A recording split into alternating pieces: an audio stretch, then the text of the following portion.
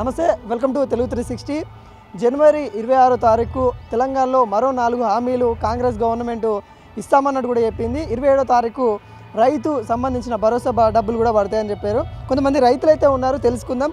అన్న, రైతు భరోసా డబ్బులు పడ్డాయని ఎక్కడి నుంచి పడ్డాయనా చెప్పడం కూడా వేస్ట్. ఆయన గురించి కాంగ్రెస్ ప్రభుత్వం గురించి మాట్లాడడం కూడా వేస్టే. 27వ తారీఖు పొద్దుగాలనే మీకు 12 గంటలకు పొద్దుగాలనే 12 గంటలకు టిన్ అని పడతాయని చెప్పిండు.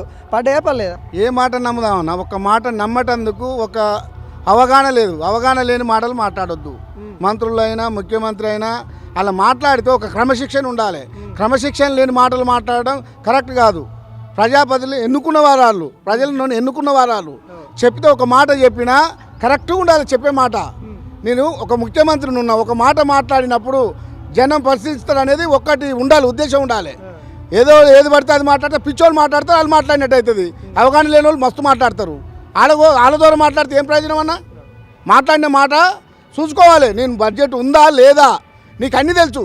నీకు తెలియంది ఏముంది చెప్పు. నువ్వు టీఆర్ఎస్ ప్రభుత్వం ఉన్నప్పుడు నీకు బాగా తెలియంది ఏముంది చెప్పు. ఇప్పుడు 150 కోట్లు ఎట్లా అప్పు చేసినావు? అప్పు చేసిన మాట్లాడుతున్నావు. ఎట్లా నీకు తెలియదా? మన రాష్ట్ర పరిస్థితి ఎట్టుందని తెలియదా నీకు? ఇలా తెలియదు, లంక బిందెలు ఉన్నాయి, అవి ఉన్నాయి, ఇవి ఉన్నాయి. ఎందుకన్నా చెప్పుకునేది? పిచ్చోళ్ళకి అని చెప్పాలి. అది పిచ్చోనికి ఏం తెలుసు? కరెంట్ ఇల్లు తెలుసా? ఆయనకి ఆ పవర్ ఉంటుంది, చచ్చిపోతానని తెలియదా? నీకు తెలియని మాటలు మాట్లాడుతున్నావు. నీకు తెలుసు, అన్నీ తెలుసు. నీకు లోటు బడ్జెట్ ఉందని తెలుసు, ప్రతి విషయంలో నీకు తెలుసు. నువ్వు సంవత్సరం అయ్యింది, 12 నుండి 13 నెలలు అయింది, 14 నెలలు అయింది. ఏం వెలుగబెట్టినా చెప్పు. ఏదో ఇప్పుడు రేపు సర్పంచ్ ఎలక్షన్లు వస్తున్నాయి కాబట్టి ఈ పెడితే మళ్ళీ ఓడని వేస్తారు ఓటు అంటే ఎవడు నమ్మే కాలం లేరు. మంత్రులు నమ్ముతలేరు, వాళ్ళ ఎమ్మెల్యేలే నమ్మే కాలం లేరన్నా. ఎందుకన్నా మనం మాట్లాడి కూడా వేస్ట్. వాళ్ళ గురించి చెప్పుకోవడం కూడా వేస్టే. కాదన్న, కల్వకుంట్ల ఫ్యామిలీ మొత్తము తెలంగాణ దోసుక తిన్నది. అందుకే తెలంగాణ అప్పుల పాలైంది. అందుకనే కొన్ని పథకాలు చేయడంలో ఇబ్బంది పడుతూ ఉన్నాము. కొంత టైం తీసుకొని వేస్తామన్నట్టు కూడా చెప్తా ఉన్నాడు కదా రేవంత్ రెడ్డి. కల్వకుంట్ల ఫ్యామిలీ దొంగదా? ఈయన అన్నకే ఏ పదవి ఉందన్నా? ఒక నెంబర్ అయిందా? ఒక ఎంపీటీసీ అయిందా? ఏమైందన్నా ఆయన? ఏమైందని నువ్వు ఫోటో కాల్ ప్రకారం కూర్చోబెడతావన్నా? నువ్వు నిన్న ఎట్లా కూర్చోబెడతావని? నీకు ఏ రైట్స్ ఉందని కూర్చోబెడతావు? నేనంతే ఆయన అంతే సమానం. నేను ఒక ఉప సర్పంచ్ చేసి ఆయన ఏం చేసిండన్నా? ఏం చేసిండని కూర్చోబెడతావు? ఒక నెంబర్కి చేసిండా? అలాంటి పని చేయొద్దు. నువ్వు ఒకరిని ఎదిరించినప్పుడు నువ్వు కూడా క్రమశిక్షణతో పని చేయాలి. క్రమశిక్షణ లేని పనులు చేయొద్దు. కాదన్న, కల్వకుంట్ల ఫ్యామిలీ పాలన పోయింది, మంచిగా కాంగ్రెస్ పాలన నచ్చిందని చెప్తా ఉన్నాడు కదా. ఒక్కరితో చెప్పేవన్నా? మాటలు ఆడ కూర్చొని మాటలు కోటలు దాడుతున్నాయి ఆయన మాటలు. రేవంత్ రెడ్డి అన్ని మాయ మాటలు చెప్పి కోటలు దాటిస్తుండ. అంతేగాని పని చేయించినప్పుడు కేసీఆర్ ప్రభుత్వం 10 సంవత్సరాలు చేసిందన్న. 9 సంవత్సరాలు చేసినప్పుడు ఒకసారి ఏకగ్రహం గెలిచిండు. 100 మంది ఎమ్మెల్యేలను పక్క పెట్టి ఒక నిర్ణయం తీసుకొని గెలిచిండు. నువ్వు అట్ట గెలిచే ఒకటి చూపించుకోను. నువ్వు దమ్ము చూపించుకోవాలి. అవతలో నీ ఓడించినప్పుడు నేను అనుకంటే మంచిగా చేయాలని నీకు ఆతపన ఉన్నానా? ఎందుకన్నా ఈర్చ గుణం పెట్టుకొని నేను అప్పు చేయను, నేను అప్పు ఏమో రోజు బడ్జెట్ చేస్తా, నేను చదువుకుంటా, నా ఇల్లు అమ్మి పెడతా అని ఏమి అమ్మి పెట్టినావు? ఎవరు ఇల్లు అమ్మి చెప్పు. ఇప్పుడు ఎవరన్నా పెడతాడా? కేసీఆర్ పెట్టినా ఆయన పెడతాడా? ఎవరు పెడతారన్నా? ఎట్లా చూస్తారు కాంగ్రెస్ 13 నెలల పాలన గురించి ఒక్క మాట లేపాలంటే ఏం చెప్తావు? ఆయన దిగిపోవడమే మంచిదన్న. మాకు చెప్పిన వరకు అయితే, తెలిసిన వరకు చేత కాకపోతే దిగిపోవాలి. ఆ కోమటిరెడ్డి రెడ్డి వాళ్ళకు అవగాహన, వాళ్ళకు మంత్రులు ఉన్న వాళ్ళకు, అప్పుడు ఆ మంత్రులు ఉన్న అవగాహన వాళ్ళకి ఇచ్చిన జర ఈ నల్గొండ బాగు చేస్తారన్న. వేస్ట్ అన్న. ఆ వెంకరెడ్డి వాళ్ళకు ఉత్తమ్ కుమార్ వాళ్ళకన్నా ఇచ్చిన జర అవగాహన ఉండి చేస్తారు. కానీ ఆయన నుంచి కాని పనులు అన్న. సీఎం కోమటిరెడ్డి వెంకటరెడ్డికి ఇమ్మంటారా? ఇస్తే జర అవగాహన ఉంటుంది వాళ్ళకు. ఆయన చేసిండు కొన్ని.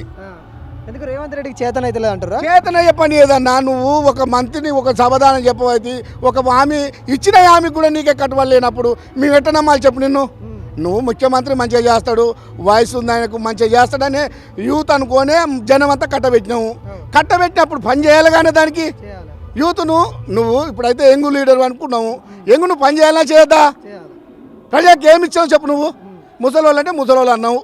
నువ్వు చేసే పనులు ఈ యూత్లో ఏమేమి ఉన్నదని నీకు తెలియదా? ఆయన ఏం చెప్పినావు? ఉస్మానియా కాలేజీకి పోయి ఏం చెప్పినావు? నీ మాటలు లేవా? ఏ లక్షలు ఉద్యోగాలు ఇచ్చినావు? ఏడిచ్చినావు చెప్పు. ఆయన ఇచ్చిన హామీలు ఇచ్చి ఆయన ఒకటి నువ్వు కాగితాలు ఇచ్చి నేను ఇచ్చాను చెప్పుకోవడం నీ దేశ కదనమన్నా? ఇప్పుడు నువ్వు ఉప సర్పంచ్ అని చెప్తా ఉన్నావు. ఇప్పుడు సర్పంచ్ ఎన్నికలు కూడా మరి జరుపుకుంటా పోతా ఉన్నారు. ఇప్పుడు సంవత్సర కాలమే జరిపిర్రు.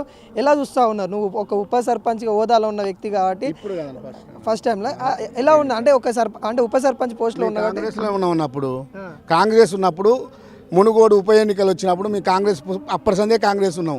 ఉప ఎన్నికలో ఈయన బీజేపీలోకి పోయినప్పుడు మేము కూడా అక్కడ వెళ్ళిపోయినాం. ఇంకా అప్పటి నుంచి మాకు నచ్చట్లేదు అలా పని. ఇప్పుడు కాంగ్రెస్ కార్యకర్త లేదు, నేను టీఆర్ఎస్ కార్యకర్త. ఓకే ఓకే అంటే కాంచి పోయినా అంత మునుపు కాంగ్రెస్లో ఉన్నాం. చేసిన పరిపాలన మంచిగా లేకనే వాళ్ళకి వెళ్ళిపోయినాం అన్న మేము. నిజంగా ఎట్లా చూస్తూ ఉన్నాయి ఈ కాంగ్రెస్ పరిపాలన? 14 నెలలు అవుతా ఉంది, 13 నెలలు 14 నెలలు నడుస్తూ ఉంది. ఎలా ఉంది ఊళ్ళో వ్యవస్థ? ఎలా ఉంది? ఒక్కటన్నా చేసిన 6 గ్యారెంటీలు ఒక్క గ్యారెంటీ కూడా కరెక్ట్ చేయలేదు ఆయన. కళ్యాణ లక్ష్మి అన్నారు, అది పోగొట్టిరు. ఏది పోగొట్టినా మనకు రైతు భరోసా అన్నారు, రైతు భరోసా లేదు. గ్యాస్ సిలిండరు సబ్సిడీ ఇస్తాను, ఆ సబ్సిడీ కూడా లేదు. ఒకటి కేవలం ఆయన చేసింది బస్సుది ఒకటే అనేది సక్సెస్ఫుల్ చేసింది. దానివల్ల ఎలాంటి ఉపయోగం లేదు. జనాలు అనేది లేడీస్ అనేది కొట్టుకొని చావడం తప్ప దానివల్ల ఇంకా అనుమానాలు తప్ప ఎలాంటిది ఏమీ లేదని చెప్తున్నాం. కాంగ్రెస్ అనేది మాయ మాటలు చెప్పి జనాలకు టీఆర్ఎస్ అంతా దోసుక తిన్నాడు అని చెప్తుండు. ఈయన ఎలాగా తెస్తుండు? ఈయన ఇంట్లోకి వెళ్ళి తెచ్చిండు ఏమన్నా? ఏం తెచ్చి ఏం చేసి కేసీఆర్ మొత్తం వాళ్ళ కలవకుండా కుటుంబ పాలన అన్నాడు. ఈయన పాలన ఎట్లుంది? ఈయన పాలన ఏమీ లేదు ఇందులో. ఆయన చేసే ముఖ్యమంత్రి పదవి లాంటిది ఎలాంటిది ఏమీ లేదు. అన్ని గ్యారెంటీలు చెప్పుకొని మాయమాటలు చెప్పుకొని తెల్లవచ్చుకొని పోవడమే తప్ప కానీ ఈయన కాంగ్రెస్ పాలన అనేది ఎలాంటిది లేదు. మొన్న 26వ తారీఖు 4 పథకాలు హామీ మళ్ళీ ఇస్తామని చెప్పారు. ఏమన్నా అందుతున్నాయో విలేజ్లో? ఏమీ అందట్లేవు. అదేమో మండలానికి ఒక 2 గ్రామ పంచాయతీల విధంగా సర్వే చేసి ఇస్తామని చెప్తున్నారు. అది ఎలాంటిది ఏం లేదు. ఆత్మీయ భరోసా అన్నారు, రైతు భరోసా అన్నారు, అలాంటివి ఏం లేదు. రుణమాఫీ కూడా అందరికీ 2 లక్షల మాఫీ అని చెప్పిండు. ప్రతి ఒక్కరికి రేషన్ కార్డు అని మళ్ళీ లింక్ పెట్టిండు. ఎలక్షన్ ముందేమో రైతు రుణమాఫీ 2 లక్షల భరోసా అని చెప్పిండు. ఆయన గెలవడానికి కోసం ఆయన హామీల కోసం తొందరగా హామీలు ఇచ్చిండు. తర్వాత ఏంటంటే నిధులు లేవు, ఏం లేవు, మాకు బడ్జెట్ లేదని చెప్తుండు. కానీ కాంగ్రెస్ మొత్తం దొంగ పాలన చేస్తున్నారు. ఇలాంటిది ఏమి లేదు. జనాలకు ఇప్పటికే అర్థమైంది, రైతులకు అర్థమైంది, అందరికీ అర్థమైంది. కేసీఆర్ నయం ఉండేను అని చెప్తున్నారు. అందుకే అంటున్నారు వాళ్ళ ఎమ్మెల్యేలు మంత్రులు కూడా అంటారు ఏమంటే మా కాడ బడ్జెట్ లేదు, అప్పు తెచ్చైనా అనున్న పనులు నిలవని. వాళ్ళ వల్ల ఎలాంటిది ఏం కాదన్న. ఇది ఇప్పుడు కాదు, మీ మొక్కలంగా చెప్పేది. ఊళ్ళో కూలి చేసుకున్న ప్రజలు కూడా చెప్తారు కాంగ్రెస్ పాలన ఎట్లుందని చెప్తారు, టీఆర్ఎస్ పాలన ఎట్లుందని చెప్తారు. మేము చెప్పడం కాదు, నాయకులు చెప్పడం గొప్ప కాదు, ఊళ్ళో జనాలు చెప్తారు.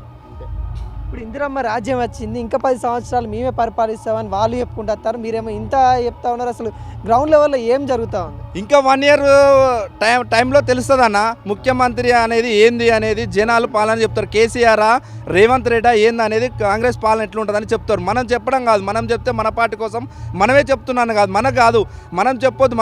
మన గురించి నలుగురు చెప్పుకున్నదే గొప్ప. అది నేను ఖండించి మాట్లాడుతున్నా.